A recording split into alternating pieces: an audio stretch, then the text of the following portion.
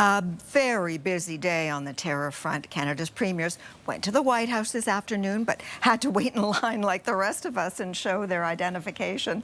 The group of 13 is in Washington on a charm offensive, lobbying U.S. lawmakers to convince the U.S. president that tariffs will not only deliver pain to good neighbors, but to Americans.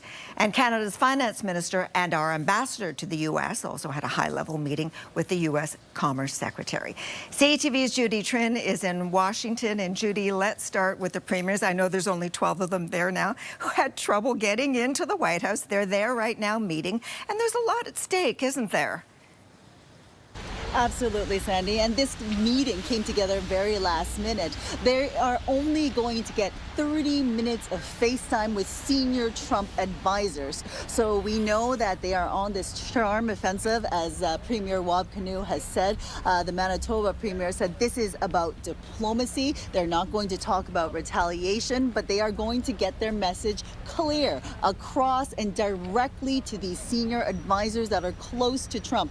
You know, for the past few days, they've been making their case to congressional leaders, Republicans in key states that are allies to Trump. They've been talking to business leaders, but they have not had that direct contact to say, you know what, this is going to hurt Americans directly. These will lead to job losses, but it will also drive up the costs. There are some policy think tanks that said the tariffs, 25% tariffs across the board, and these 10% tariffs with China could increase costs for American consumers between $1,700 to $3,000 a year, Sandy.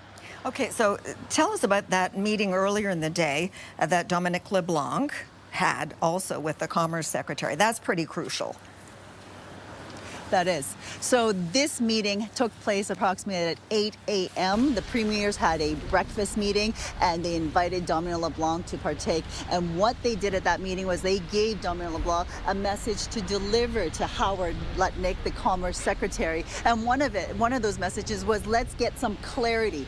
Are the tariffs coming? How do we stave them off? Now, I want you to remember, Sandy, that one of those things that was a sticking point in negotiations was how Canada was dealing with border security. In particular, the issue of fentanyl that crossed the border, only 0.2% crossed. But Canada, Trump had wanted Canada to do better, and LeBlanc said yes, Canada was doing better. We named a fentanyl czar yesterday. Take a listen to what LeBlanc said. He says now there is a better idea how the Trump administration will measure progress and give Canada a better idea how to stave off the tariffs. Listen.